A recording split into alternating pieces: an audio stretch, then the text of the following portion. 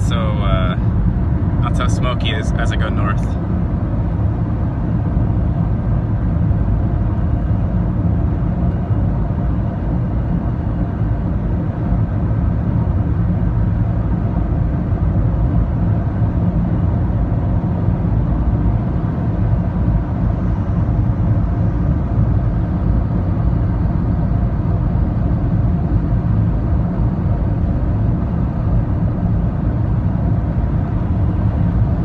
So there's these two things called internal and external,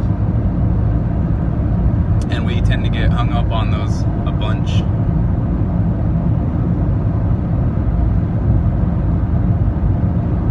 External is that, right?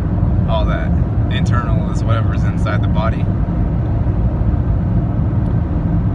So we draw that line, and then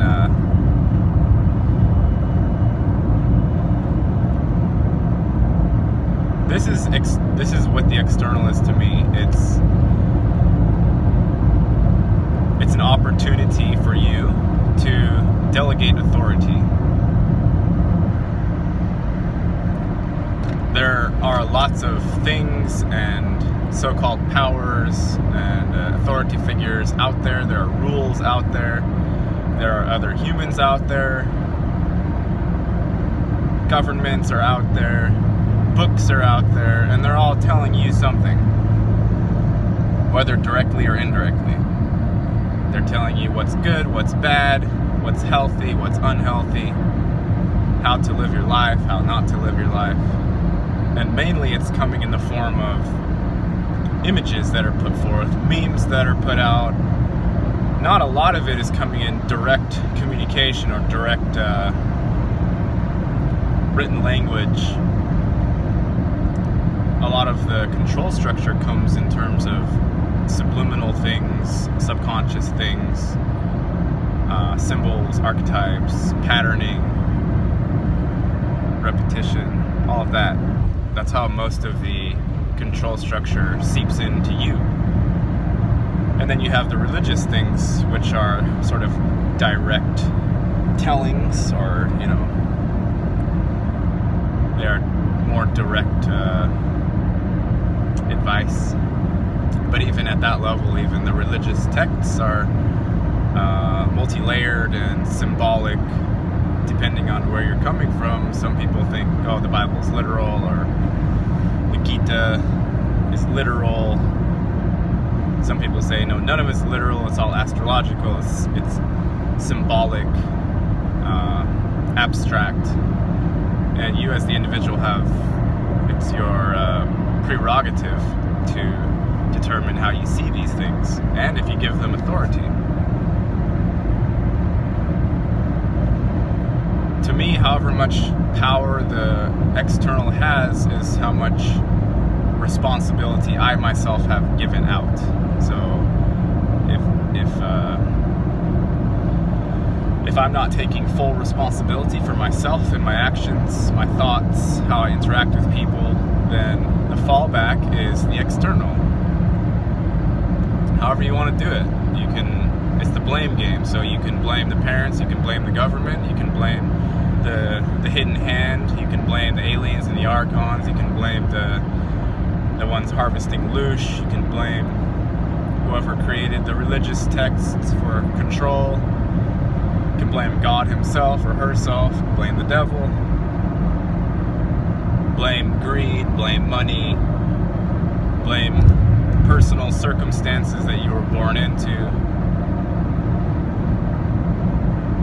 That opportunity is always there, and it's allowed. So you can externalize all of the authority if you want, and just sit back and point fingers your whole life. And there are people that do that, and I know some of them.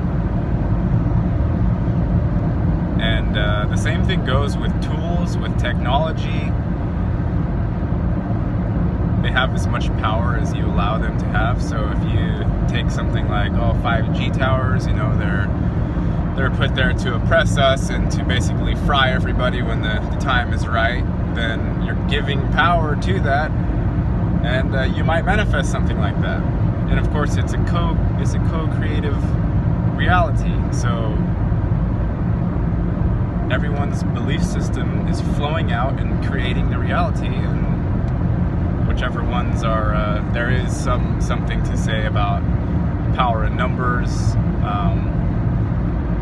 There is something to say about how much each individual person has their own personal creative power, and how much power of influence they have on the surrounding co-creators.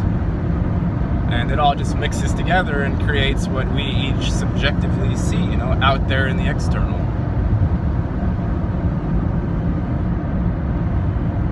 But you don't have to add that power potential to the tools, to the power structures, to the authoritarian figures out there. You don't have to add from your own inner self, your own inner state. You don't have to add that to them. If you're practicing the middle path, if you're practicing neutrality, if you're practicing compassion, whatever moral structures you feel are correct within, then the external will match that for you. It will match it to whatever extent you believe it matches it. And it's a fine line, you know, it's a fine line between, did I do that? You know, did the external do that? Who did that? Did God do that? Did nobody do that? You know, there's a fine line between recognizing if it's something that is coming from within that's flowing to the external, or if it's something else. And that's where you can explore. You can explore that. If you do something and see something change out there, then you're exploring your own creative potential. If you're getting stuck in a rut and you're delegating all of your authority and power to the external, then that's just something that you're exploring as well. And you won't be there forever. You'll be there as long as you need to learn some sort of lesson from that experience. Because the external and the internal are only divided once you put your mind to that and say, hey, there's an outside and there's an inside. And they're definitely separate. You can always go to Alan Watts, and he says, you know, you don't know about the inside except for the outside. You don't know about the outside except for the inside. So where's the dividing line?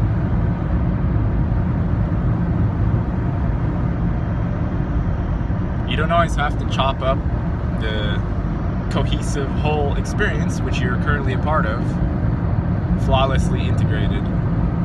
You don't have to mentally chop that up, because that's what the realm does, is it chops everything up and it draws lines on maps and draws lines inside of minds, and it, you know, it talks about different skin colors, and it's just division, division, division all the way out. And you don't have to necessarily buy that narrative. You can, but it's not necessary. Or you can hold it as you just know that's what it is, but say when you're driving, like I'm driving out across the land, I don't see any lines. I don't see state lines, I don't see county lines, I don't see anything. I see a seamless, integrated experience. And you can use those tools for directional guidance. You can use them to help you meet somebody, because you need some sort of a definition and a cross street, you know. Time comes in handy when you're doing something like that. Outside of practical usage, though, there's no reason to give these mental divisions power. There's just none. Unless it's making you feel comfortable and safe, you know?